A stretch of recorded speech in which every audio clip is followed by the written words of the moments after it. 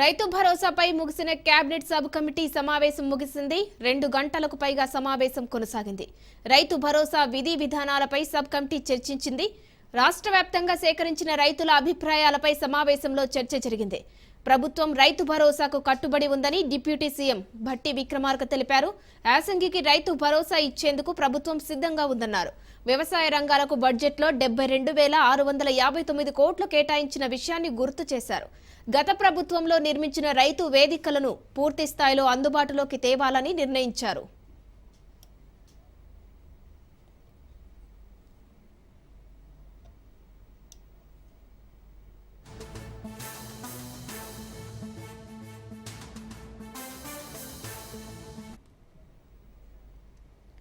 రైతు భరోసాపై cabinet sub committee సమావేశం ముగిసింది. ఈ సమావేశానికి సంబంధించి మరిన్ని డీటెయిల్స్ మా ప్రతినిధి రాజిరెడ్డి ఫోన్ లైన్ లో అందిస్తారు. రాజిరెడ్డి, చెప్పండి, మొత్తానికి రైతు భరోసాకు సంబంధించి కేబినెట్ సబ్ కమిటీ సమావేశం ముగిసింది.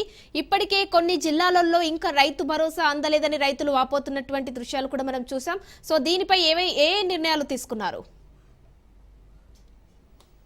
సచివాలయంలో కేబినెట్ సబ్ కమిటీ ముగిసింది. రైతు భరోసా పైన చర్చించారు. దాదాపు 2 గంటల పాటు ఈ యొక్క సమావేశం జరిగింది. ముఖ్యంగా ఈ సబ్ కమిటీ రాష్ట్ర వ్యాప్తంగా ఉన్నటువంటి జిల్లాలలో పర్యటించింది. రైతుల అభిప్రాయాలు సేకరించింది.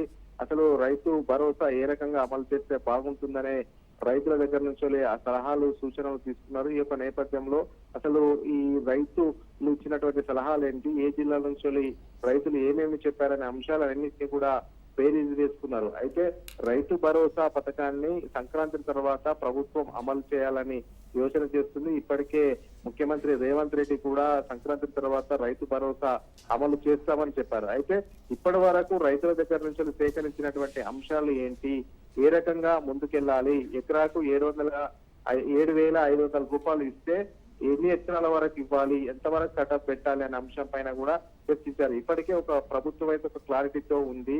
రియల్ ఎస్టేట్ భూములకు, అదే విధంగా గుట్టాలు కొండలు అలాంటి ఉన్నటువంటి భూములకు ఎట్టి పరిస్థితుల్లో రైతు భరోసా ఇవ్వబోము. గత ప్రభుత్వము ఇలాంటి భూములకు రైతు భరోసా ఇచ్చింది, నిధులంతా కూడా దుర్వినియోగం చేసింది, ప్రజాస్వామ్యం దుర్వినియోగం చేసింది అనేది కూడా పెద్ద ఆరోపణలు చేశారు. ఈ యొక్క నేపథ్యంలో ఈ పకడ్బందీగా రైతు భరోసాను అమలు చేస్తాము, ఎలిజిబుల్ ఉన్నటువంటి రైతులందరికీ కూడా రైతు భరోసా ఇస్తాము, ఎకరానికి 7,500 చొప్పున ఇస్తామనేది కూడా ప్రభుత్వం ఒక నిర్ణయం తీసుకుంది. అందులో భాగంగానే ఎన్ని ఎకరాలకు ఇస్తే బాగుంటుంది అనేది కూడా సబ్ కమిటీ డిస్కషన్ చేసినట్టు తెలుస్తుంది. ఈ యొక్క నేపథ్యంలో పూర్తిగా విధి విధానాలు ఎలా చేస్తే బాగుంటుంది, రైతుల దగ్గరికి వెళ్ళిన నేపథ్యంలో రాష్ట్ర వ్యాప్తంగా అన్ని జిల్లాల్లో సబ్ కమిటీ పర్యటించింది. అందులో రైతుల అభిప్రాయాలు సేకరించింది. ఈ యొక్క రైతుల అభిప్రాయాలను పూర్తిగా క్రోడీకరించి ముఖ్యమంత్రి రేవంత్ రెడ్డికి ఒక సబ్ కమిటీ ఏం చేస్తే బాగుంటుంది అనేది కూడా ముఖ్యమంత్రి రేవంత్ రెడ్డికి సలహాలు సూచనలిచ్చే అవకాశాలు కనబడుతున్నాయి. అయితే సంక్రాంతి తర్వాత ఈ యొక్క రైతు భరోసాను అమలు చేస్తారు. అయితే ఇప్పటికే డిప్యూటీ సీఎం భట్టి విక్రమార్క స్పష్టత ఇచ్చారు. రైతు భరోసా సంక్రాంతి తర్వాత ఇస్తాము, ఎట్టి పరిస్థితుల్లో రైతు భరోసా పైన వెనక్కి తగ్గబోము. కాంగ్రెస్ పార్టీ మాట ఇచ్చిందంటే మడమ తిప్పదు. గతంలో వ్యవసాయ రంగానికి పెద్దపీట వేశాము, ఇప్పుడు కూడా వ్యవసాయ రంగానికి రైతులకు పెద్దపీట వేస్తాము.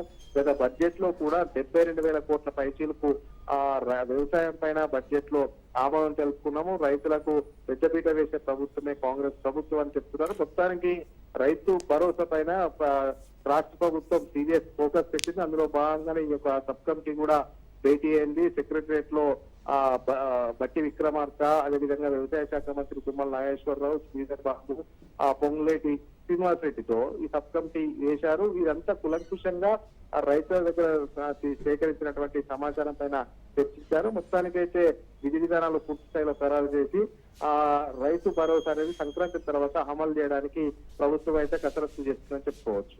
Right, thank you Rajireddy.